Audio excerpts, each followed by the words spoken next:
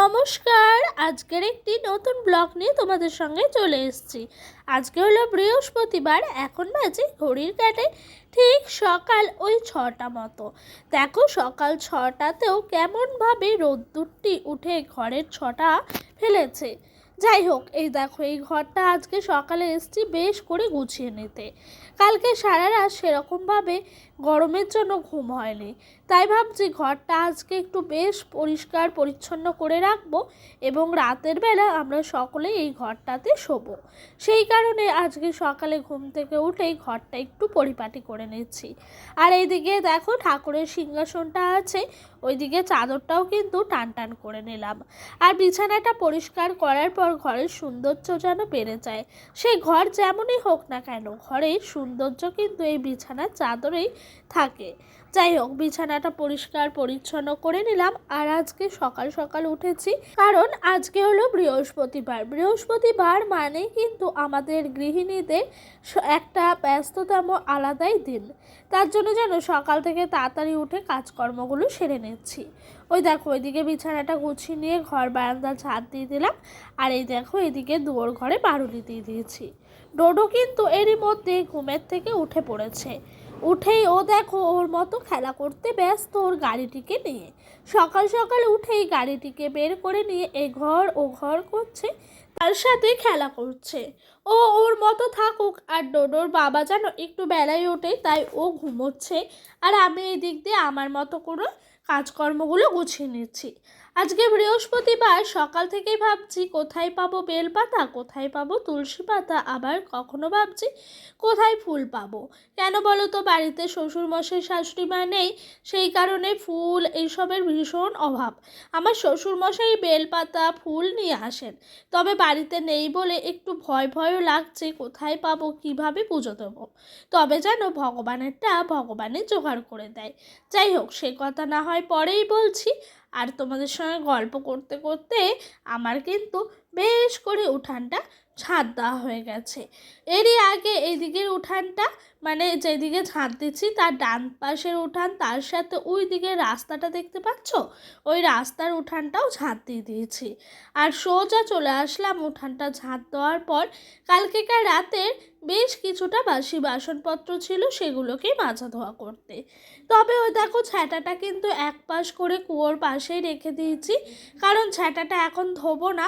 কেন বলো তো, আমি না এখন কয়েকদিন ধরে এই বাসনপত্র মাজা ধোয়া করার পর কিন্তু এই কুয়োর পাড়টা ওই ঝ্যাঁটাটা দিয়ে ছেটিয়ে তারপরে ঝ্যাঁটাটাকে ধুয়ে তার জায়গা মতো রেখে দিচ্ছি। ওদিক দিয়ে মাঠের ওইখানে আজকে দেখি জমিওয়ালা এসছেন। মনে হয় জমির মধ্যে মনে এবার আর পাট বুনবে না। কারণ কি বলতো, পাটের আল নাকি ঘন ঘন থাকে, তবে এই আলটা অনেকটা লম্বা করেছেন, তার সাথে মাঝখানে অনেকটাই ফাঁকা ফাঁকা রেখেছেন। মনে হয় জমির মধ্যে শসা অথবা বেগুন বুনবেন। যাই হোক, যখন যা করবেন দেখতেই পাবো। আর তোমাদের সঙ্গে কথা বলতে বলতে এদিক দিয়ে দেখো আমার বেশ করে বাসনপত্রগুলো মাজা ধোয়া করা হয়ে গেল। আর কিছুটা জামা কাপড় সার্ফ জলে ভিজিয়ে রেখেছিলাম সকালবেলা, এই যে দড়িতে মেলছি। আর তার ডান পাশেই দেখতে পাচ্ছ উনানটি একেবারেই বেশ করে ঢাকা দেওয়া। আর ঢাকা দিয়ে রেখেছি কেন বলো তো, এখন তো কালবৈশাখী ঝড় উঠছে, সেই কারণে যেন উনানটার ভয়ে ভয়ে রেখেছি। যেহেতু আমরা কেউই বানাতে পারি না, এক দিদি ভালোবেসে বানিয়ে দিয়ে যাচ্ছেন, তাই আমাদের উচিত সেই জিনিসটাকে যত্ন সহকারে রাখতে। খেয়াল করলে একটা ঘটনা ঘটে গেল, ওই যে নাইটিটা মেলতে মেলতেই দড়িটা থেকে ছিঁড়ে পড়ে গেল। তাই আর কি করব, ওইদিকে আর মেললাম না। এই যে সোজা মাঠের ধারে চলে এসেছি। প্রথমে ভাবলাম মাঠের ধারে আর মেলবো না, এখন বাড়িতেই হাওয়াও আসছে রোদ্দুরও আসছে, তবে জানো তো এই মাঠের ধারে মেলবো না ভাবলাম ঠিকই, তবে ভাগ্য এবং ভগবান চাইছে এই মাঠের ধারেই জামা কাপড়গুলো মেলে। সেই দেখো দড়িটি ছিঁড়ে গেল। আর এই যে এদিক দিয়ে সোজা চলে এসেছি মাঠের ধারে জামা কাপড়গুলোকে মেলে দিতে। জানো তো আজকে না একটু তাড়াতাড়ি কাজকর্মগুলো হয়ে গেছে, যেহেতু অনেকটাই তাড়াতাড়ি উঠেছি, তাই তাড়াতাড়ি কাজকর্ম হয়ে গেছে। কি করব বুঝে পাচ্ছিলাম না, ভাবলাম চা বসাবো, তবে ডোডোর বাবা বলল ছাতু মুড়ি দাও তো দেখি। তাই এই দেখো এইদিকে কিন্তু এক বাটি মুড়ি আর তার সাথে চিনি ছাতু নিয়ে নিয়েছি, তার সাথে ছিল দুটো জলের বোতল। আর ছাতু মুড়ি নিয়েছি কারণ কি জানো তো, এই মুড়িটা আমি একা খাবো না, খাবে ডোডোর বাবা ডোডো সবাই মিলে, তার সাথে আমিও খাবো। আর আমাদের বাড়িতে মানে আমরা তিনজন এই ছাতু মুড়ি খেতে এখন সকাল সকাল এত পছন্দ করছি কি বলবো। তাই জানো তো ছাতু মুড়িটা নেওয়া হয়েছে। আর ওই দিক দিয়ে কণিকা কিন্তু বলছে কি মাখাচ্ছ, তাই বললাম আর কি ছাতু মুড়ি মাখাচ্ছি। ডোডো তো ছাতু মুড়ি দেখে ভীষণ খুশি, ও দেখো সোজা চলে আসলো বারান্দায় এসে বসে পড়েছে। সকালে ছাতু মুড়ি দিয়েই আজকের দিনটা শুরু করলাম। তারপরে ভাত করেছিলাম আলু সিদ্ধ, তবে আমি ভাত খাইনি, ডোডোর বাবা ডোডো খেয়েছে, ওদের জন্য ওই 250 মতো চাল ফুটিয়ে দিয়েছিলাম। আর এই দেখো এইদিকে আমি কিন্তু দুপুরে রান্না বান্না নিয়ে বসে পড়েছি। এরই মাঝে ঠাকুরের বাসনগুলো মেজে রেখে দিয়েছি। আর জানো তো বৃহস্পতিবার মানেই এই কাজের ঝামেলা, বাসনপত্র মাজা, ঠাকুরের জায়গাটা ভালো করে পরিষ্কার পরিচ্ছন্ন করা, এই সমস্ত কাজগুলো কিন্তু থেকেই যায় আমাদের গৃহিণীদের। তাই জানো তো একটু ঝামেলা আছে, তার সাথে আজকে ভেবেছিলাম এঁচোড়টা রান্না করব না, তবে ডোডোর বাবা বলছে আজ এঁচোড় খেতে ভীষণ ইচ্ছে হচ্ছে, একটু করো এঁচোড়। জানো তো এমনিতেই ঝামেলার কাজ এঁচোড়, এঁচোড় কাটতে গেলে অনেকটা সময় লেগে যায়, তবে এঁচোড়টা কাটতে গিয়ে আজ অনেকটা বেশি সময় লেগে গেছে, কারণ হলো গিয়ে এঁচোড়টায় পোকা ছিল। তো দুটো এঁচোড় ছোট ছোট ছিল, হচ্ছিল না, তাই আমি গাছ থেকে আবারও একটা ছোট্ট এঁচোড় পেরে নিয়ে এসে 3টে এঁচোড় মিলিয়ে কিন্তু আজকে রান্নাটা করলাম এঁচোড় চিংড়ি। খেতে অপূর্ব হয়েছিল, যেন কষা কষা করেছিলাম, পুরো মাংসের মতো। আর আমাদের বাড়িতে এঁচোড় চিংড়ি হলে ডোডোর আর কিচ্ছু লাগে না, ওর যে ভীষণ পছন্দের। দেখবে জানো তো যেদিন কাজের একটু বেশ তাড়াহুড়ো থাকে সেই দিন কিন্তু কাজ যেন বেশি করেই পড়ে যায়। যেই দিদি উনানটা বানিয়ে দিয়ে গেছিলেন সেই দিদিকে আমি কালকে বিকেলে জিজ্ঞাসা করে রেখেছিলাম যে দিদি তুমি উনানটা ঠিক করতে কবে আসবে, আমাকে অবশ্যই বলো। কেন বলো তো, খুলে টুলে ঠিক করে রাখতে হয় তো। তো দিদি বলেছিল কাল যাবো গো, তাই আমি আবার উনানটা দেখো খুলে পরিষ্কার করে রোদ্দুরে রেখেছি। আর এদিক দিয়ে বেশ কিছুটা পাতা জমেছিল, সেগুলোকে রোদ্দুরে দেওয়া ছিল। এই পাতাগুলো কি জানো, এগুলো হলো নারকেল গাছের যে শলাকাঠি হয় সেই ছাড়ানো পাতা, সেগুলোই কিন্তু রোদ্দুরে ছিল আর আমি তুলে নিচ্ছি। আর আজকে জানো তো এতটাই গরম পড়েছে কি বলবো, এই রোদ্দুরে কাজকর্ম, তার সাথে উনুনে রান্না, আবার রয়েছে ছেলেকে দেখাশোনা, এই সমস্ত করতে করতে আজকে যেন বড্ড ক্লান্ত হয়ে পড়েছিলাম। ক্লান্ত হয়ে পড়লেও আমাদের কিন্তু কাজগুলো করতেই হয়।